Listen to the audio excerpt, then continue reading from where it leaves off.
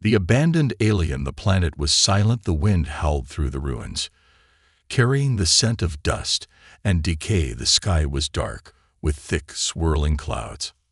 Hiding the stars, there was no life, no voices, no hope. Zira sat in the shadow of a broken building, her body curled tightly as she shivered in the cold night air. She had nothing left, no food, no shelter, and no one to call her. Her people were gone, taken by war, or destroyed by the merciless skyfire that had burned everything to the ground. She should have died with them, but she hadn't. Now she was alone. Her skin, a pale shade of silver, had lost its usual glow. Her long dark hair was tangled, her clothes torn. She hugged herself, listening to the distant sounds of night creatures moving through the ruins. They were hungry, just like her. She had been hiding for days, maybe weeks. Time had no meaning anymore. Then she saw him. At first Zira thought her mind was playing tricks on her. A figure moved in the distance, stepping over broken stones and shattered metal. He was tall, broad-shouldered, and walked with confidence, as if he did not fear the creatures that lurked in the dark. A human. She had only heard of them before. Strong, stubborn, dangerous. Her people had whispered stories about them, warriors from distant worlds, survivors who never gave up even when everything was against them. What was a human doing here? Zira pressed herself against the cold stone, barely breathing as she watched him. He was alone. He carried a heavy pack on his back, and in his hands he held strange tools. Instead of weapons, he had wood and metal. She narrowed her eyes. What was he building? She watched as he found an open space between two half-destroyed buildings. He dropped his pack and started working with strong, steady hands. He placed wooden beams in the ground, hammering them deep into the dirt. He moved with purpose, never hesitating. Zira didn't understand. Why build something here? Why not leave like everyone else? She stayed hidden, but curiosity kept her watching. As the sun set, the human lit a small fire. The glow flickered against his face, revealing sharp features and tired eyes. He pulled out a small metal container, opened it, and began eating something. The smell drifted toward Zira, making her stomach twist with hunger. He hadn't eaten in days. The human suddenly looked up. Zira froze, his eyes scanned the darkness. Had he seen her, heard her? She held her breath, pressing herself further into the shadows. For a moment he said nothing, then slowly he reached into his bag and pulled out something small, a piece of food. He didn't throw it, he didn't speak, he just placed it on a nearby rock, stood up, and walked away. Back to his fire. Zira's heart pounded. Was it a trick, a trap? Humans were not known for kindness, not in the stories she had heard, but this one had done nothing to hurt her. She stared at the food, her stomach ached. She needed it. Carefully she crawled forward, her movements slow and silent. The human didn't look up. He continued working near his fire, adjusting the beams he had placed. Zira snatched the food and ran back into the shadows. She expected him to react, to chase her, to say something, but he didn't. He only continued his work. Zira ate in silence, her eyes never leaving the strange human who had given her food without asking for anything in return. The night grew colder, and the ruins around her felt even darker, but for the first time in weeks, she didn't feel completely alone. She watched the human until sleep finally pulled her into the darkness. Somewhere deep inside, a small thought whispered in her mind. Maybe, just maybe, she wasn't the only survivor after all the human's kindness. Zira woke before the sun rose. The sky was a deep shade of purple, the stars slowly fading as dawn approached. Her body ached from sleeping on the hard ground, but she ignored the pain. Her eyes focused on one thing, the human. He was already awake. She watched from her hiding place as he moved around the small area he had claimed as his own. His fire had burned low, but thin trails of smoke still rose from the embers. His movements were steady, controlled, as if he had done this 100 times before. Zira didn't understand him. She had seen many creatures fight to survive, but never like this, never with creation instead of destruction. Humans were supposed to be warriors, conquerors, takers, but this one he was building. She stayed hidden, unsure if she should watch or run. Then she saw something that made her breath catch. The human turned and looked directly at her hiding spot. Her heart pounded. Had he known she was watching him all along? Had he been pretending not to notice her? She tensed, ready to run, But the human didn't move toward her. Instead, he reached into his bag and pulled out something food just like last night. Slowly, he walked toward a flat rock near the ruins and placed it there. Then, without a word, he stepped back, giving her space. Zara didn't move. She studied his face. His expression was calm, unreadable. He wasn't afraid of her. He wasn't angry. Why was he doing this? She hesitated, torn between hunger and suspicion. But the hunger was stronger, keeping her eyes on him. She moved forward, her footsteps light on the dusty ground. The human didn't react, didn't speak. He only watched Zara grab the food and backed away quickly, retreating into the shadows. Still, he said nothing. She expected him to try something, to follow her, to set a trap, but instead he simply turned and went back to his work. Zara narrowed her eyes. What kind of human was this? The shelter begins. As the day passed, Zara continued watching the human. Ethan worked tirelessly. She listened as he muttered to himself, though she couldn't understand all his words. His voice was deep, rough, but not unpleasant. He was building something, a shelter, a real one. Not just a temporary cover like she had used. Wood and metal plaque carefully, piece by piece. He reinforced it with whatever he could find. His hands were strong, yet his movements were precise. Zara frowned. Why build? Why stay? The planet was dead. Nothing remained but ruins and the dangers that lurked at night. She should have left already, but she didn't. Something about Ethan kept her there. The first words. By the time the sun began to set, Ethan had made progress. The frame of his shelter was complete, and he had started reinforcing the walls. He worked without rest, as if time was running out. Zara, still hidden in the ruins, felt an unfamiliar emotion creep into her chest. Guilt. He had given her food twice.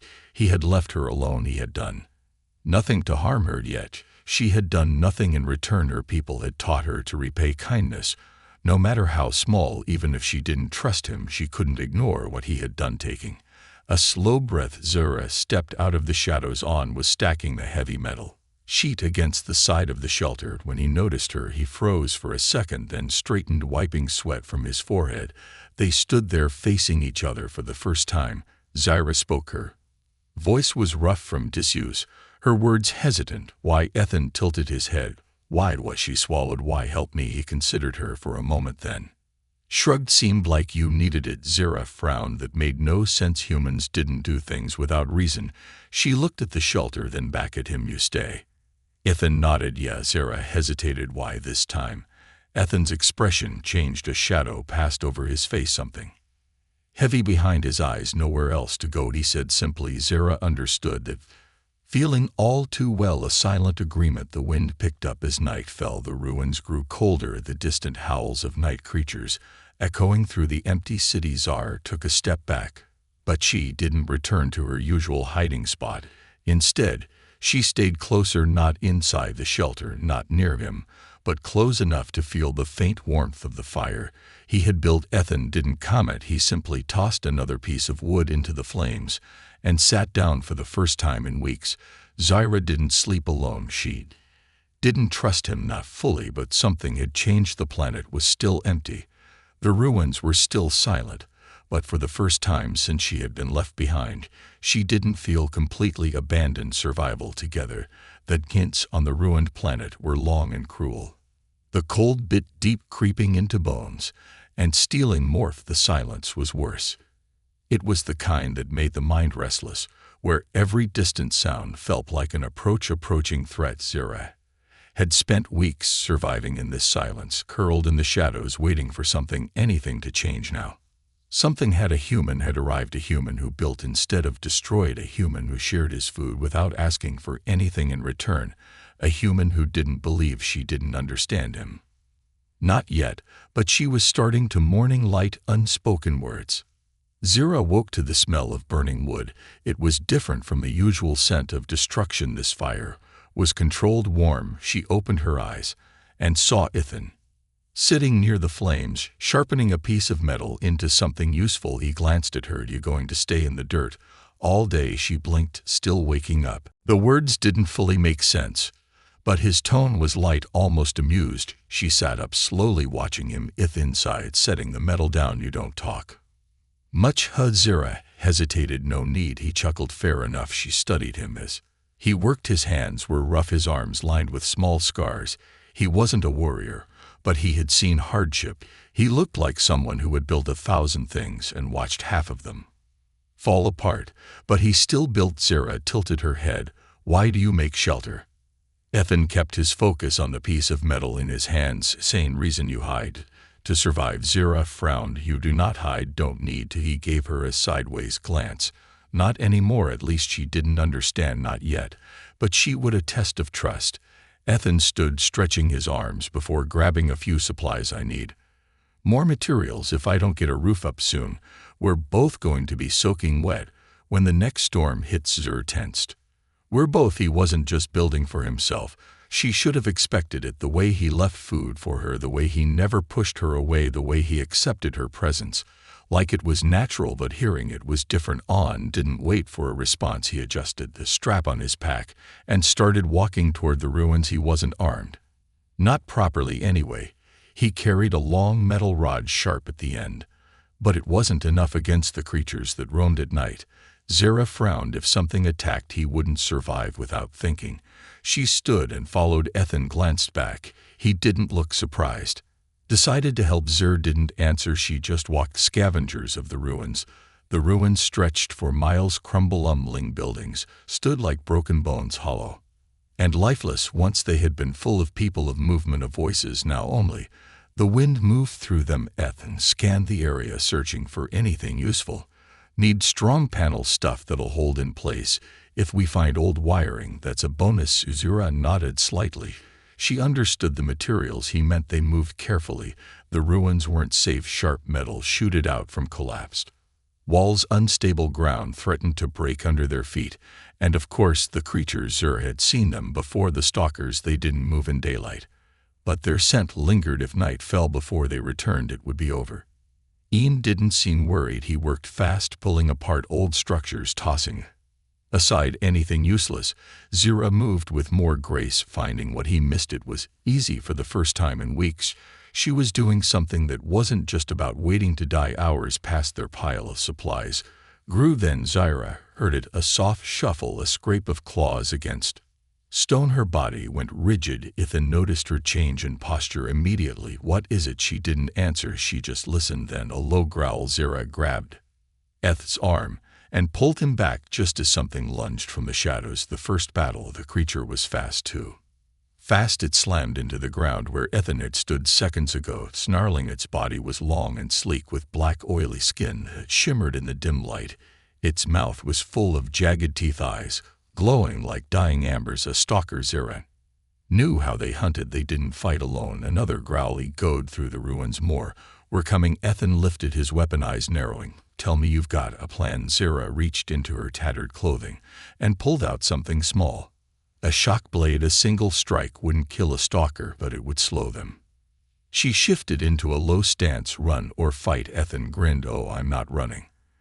The stalker lunged. Zara moved first. She ducked under the attack, spinning her blade forward, slicing across the creature's side. It let out a sharp screech, but didn't fall. Ethan took his chance, swinging his metal rod straight into its skull. The sound of cracking bone echoed through the ruins. The stalker collapsed, twitching, but the others were already here. Ethan glanced at Zara. All right, now we run. She didn't argue. They grabbed what they could and sprinted back toward the shelter, returning to the fire. By the time they reached the shelter, the sun was sinking below the horizon. Their breath came in sharp bursts, their bodies aching from the chase. They had lost the stalkers for now. Ethan dropped the supplies, running a hand through his hair. Well, that was fun. Zara shot him a look. You are strange. He laughed. Yeah, I get that a lot. She looked at the shelter. It wasn't finished yet, but it was stronger than before. They had made it stronger. Ethan sat by the fire, stretching out his sore muscles. Zara hesitated before, slowly sitting across from him. Neither of them spoke. They didn't need to. For reckless no, she whispered. Ethan looked at her, his expression hard to find. Thus anyway. Zara shook her head. Not if we move now. He exhaled sharply, but nodded.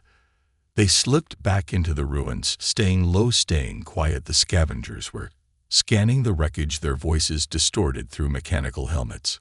Then one of them spoke. Traces detected. Organic signatures. 2, maybe 3. Zara's stomach twisted. They knew the escape plan. Ethan and Zara moved fast, cutting through the ruins like shadow. The scavengers weren't far behind. They would track them, follow the heat signatures. Left behind running wasn't enough. They needed a plan, Zara whispered. We split. I lead them away. Ethan immediately shook his head. No way, you are slower. You will be caught.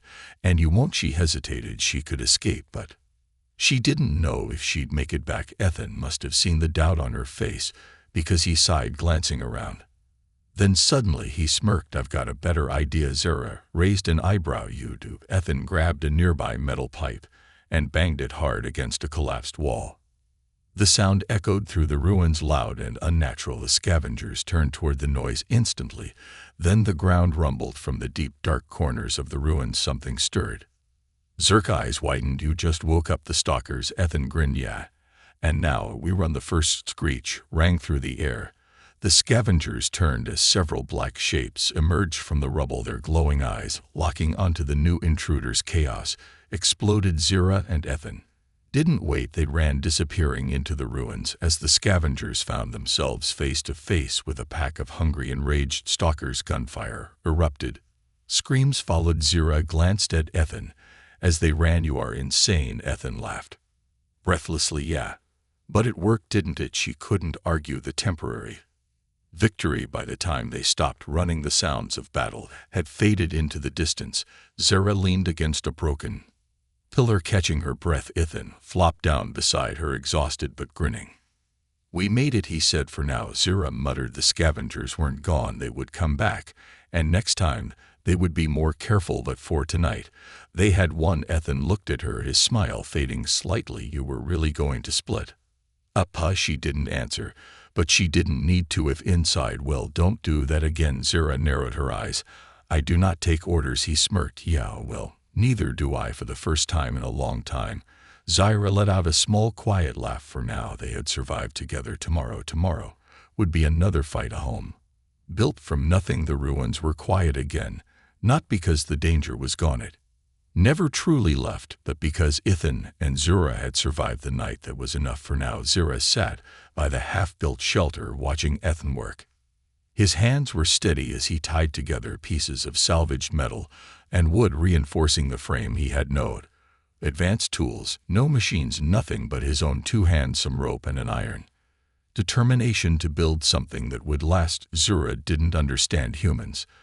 They were stubborn, reckless, loud, and often foolish, but they didn't give up.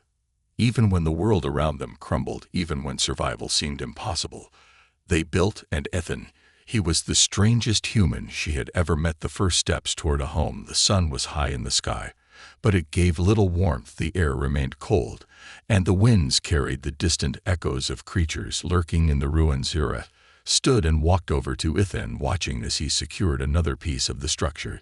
You are wasting time, she said. Ethan smirked without looking up. You've been saying that since I started. She crossed her arms.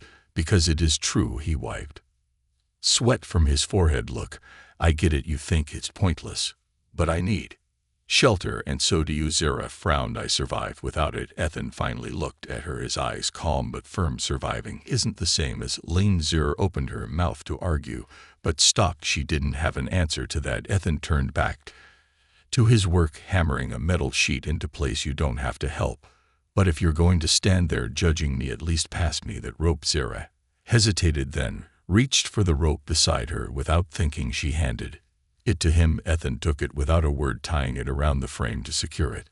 Something unspoken passed between them.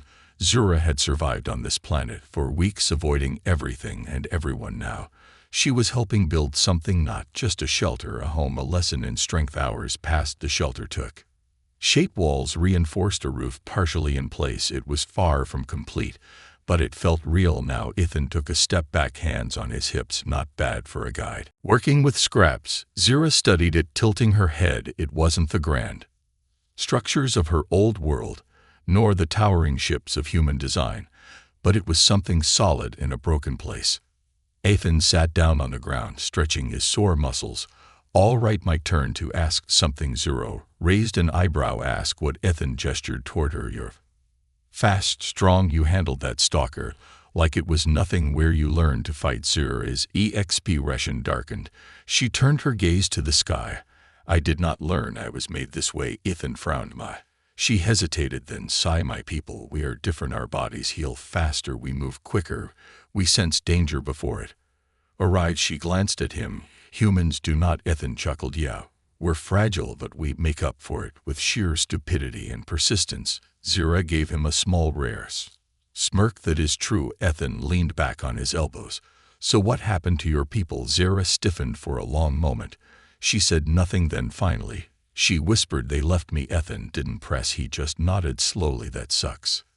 Zira blinked. Humans had a way of speaking that was so simple yet full of meaning. She had expected pity, questions, maybe even disbelief, but he only accepted her words, and somehow that made it easier. A storm on the horizon.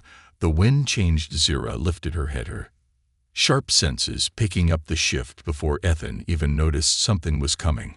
Not scavengers, not stalkers, a storm. The sky darkened, thick clouds rolling over the horizon like a slow-moving beast. Electricity crackled in the air, and the temperature dropped. Ethan sat up, noticing the change. That doesn't look good. Zirk's voice was firm. We need to finish the shelter now. Ethan didn't argue. They worked fast, securing the last few weak points.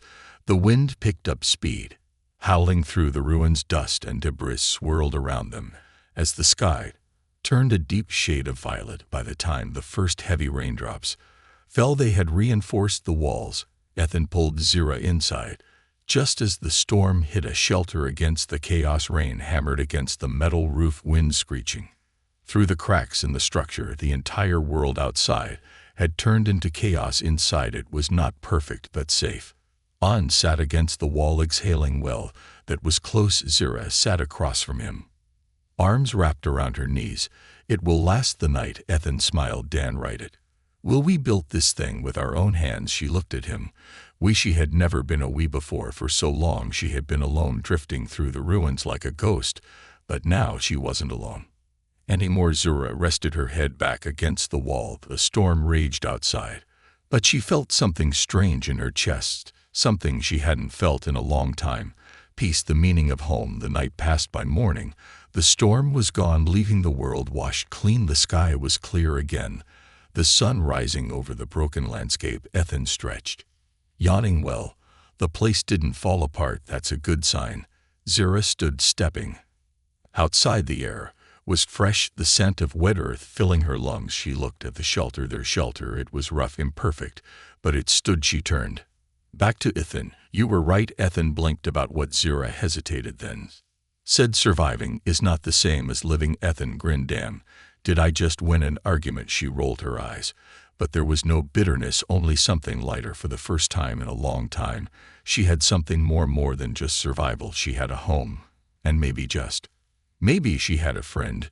To the final decision. The ruins had changed, not in shape, not in the broken buildings or the endless stretches of dust and silence that remained the same, but something felt different. Zira could not explain it. Perhaps it was the small, imperfect shelter standing where there had once been nothing but wreckage. Perhaps it was the warmth of a fire that now burned at night, no longer just for survival, but for comfort. Or perhaps it was the human sitting beside her, laughing as he carved a useless shape into a piece of wood with a dull knife. The old Zira would not have cared, would not have stayed. Yet here she was. She wasn't sure if that was a good thing. A message from the sky. The morning was quiet. The storm had passed, leaving the air crisp and cold. Zara sat outside the shelter, watching the horizon. Then she heard it, a faint peeping, soft, distant. Her entire body went rigid. Ethan, inside the shelter, didn't notice right away. He was busy adjusting the walls, muttering something about reinforcing the structure. Zira stood listening carefully. The sound was faint, but real. It came from the east, past the ruins, near the old transmission towers. A signal, a distress beacon. She felt her breath catch in her throat. Someone had sent it. Ethan finally noticed her stillness. Hey, you okay? Zira didn't answer. Instead, she turned toward him. By sharp, there is a signal. Ethan frowned. A signal? She pointed toward the distant ruins. A distress beacon. Someone activated it. Ethan's expression shifted. Could be a trap. Zira nodded. Or it could be rescue. Silence stretched between them. Ethan exhaled. So what do we do? The weight of choice. For hours they debated. Ethan was cautious. He knew scavengers were still out there. If the beacon belonged to them, approaching it meant death. Zira, however, could not ignore it. If someone had activated the beacon, they were in trouble. They might be like her, lost, abandoned, left to die. And more than that, if a real rescue ship was coming, it was her only chance to leave. Ethan must have sensed her thoughts, because he grew quiet. He stared at the fire, expression unreadable. Then he finally asked, "Do you want to leave?" The question hit harder than she expected. She should have said yes. This planet was nothing but ruins and death. There was no future here, no place for her. But when she opened her mouth, no words came out. Zora looked at the shelter. The walls weren't strong, the roof was barely holding, but it was there. She looked at Ethan. He was human. Strange, foolish, loud, but he had stayed. And she realized something terrifying for the first time. She wasn't sure if she wanted to leave the journey to the signal. Despite the doubts, the decision was made. They would investigate the beacon. If it was real, Zira would have to choose today or leave. If it was a trap, they would fight. Ethan packed what little supplies they had. Zira checked her shock blade, making sure it still worked. She had no gun, no armor, nothing that could protect her. If things went wrong, they moved through the ruins, staying low. The walk was long, stretching through areas they had never dared explore before. The deeper they went, the worse the wreckage became. Burned-out ships, skeletons of old buildings, the scars of war that had wiped out everything. Ethan muttered, "Place looks worse than I remember." Zira glanced at him. "You have been here before." He hesitated. "A long time ago, before everything went to hell." Zira wanted to ask more, but she sensed the pain in his voice, so she didn't press. They reached the beacon just as the sun began to set, and what they found changed everything. The truth behind the signal. The beacon sat in the middle of an old crash site. Pieces of metal were scattered everywhere, the remains of a small escape pod buried beneath the wreckage. Zira approached cautiously. Ethan stayed behind, gripping his makeshift spear. The beacon was still active, and then she saw the body, not human, one of her kind. Zora's breath caught. She dropped to her knees beside the body, heart pounding. The alien was older, his silver skin dulled with age, his armor torn. He had been trying to send a message before he died. Zira reached out and touched the small transmitter still clutched in his hand. The moment her fingers pressed against it, a hologram flickered to life. A weak, distorted voice spoke. "Survivors, if you hear this, we are returning. Hold on, do not lose hope." The message ended. The beacon went dark. Silence. Then Ethan spoke, his voice low. "Zira, what does this mean?" Her hands clenched into fists. It meant her people were coming back. It meant she had a way off this planet. It meant she had a choice: go back to her kind or stay with a human who had given her a home. She stared at the ruined escape pod, her heart twisting. For so long she had believed she was the last of her kind. Now that was no longer true. But was that enough to make her leave? She didn't know, and that terrified her. The final night, they returned to the shelter in silence. Ethan didn't ask any more questions. He simply sat by the fire, staring into the flames. Zira sat across from him, feeling the weight of everything pressing down on her. Finally, Ethan broke the silence. "So you're leaving?" Zira hesitated. "I don't know." Ethan nodded slowly. He didn't try to convince her to stay. He didn't say anything about how much they had built, how much they had survived together. He just said, "Whatever you choose, I get it." Zira swallowed. "And you?" Ethan shrugged.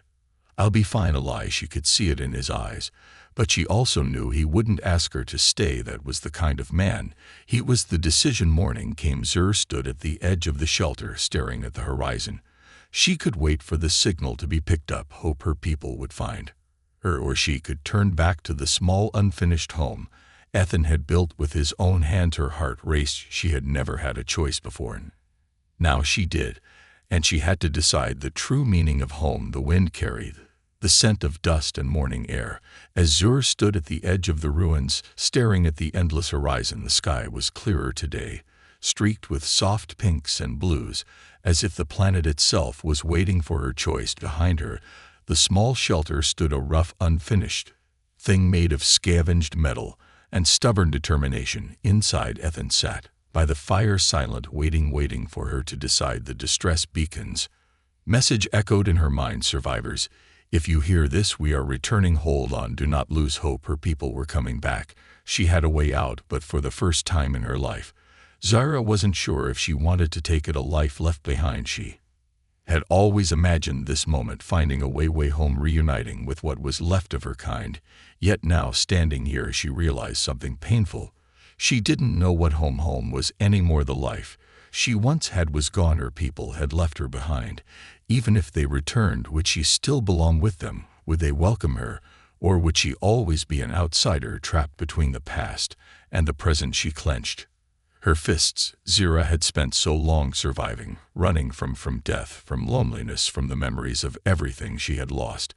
But here with Ethan, she had built something, not just a shelter, something real, a human who stayed. Ethan hadn't tried to convince her to stay. That was what made this harder. Most people would have tried, would have begged, would have reminded her of everything they had been through, how much they had fought together, built together.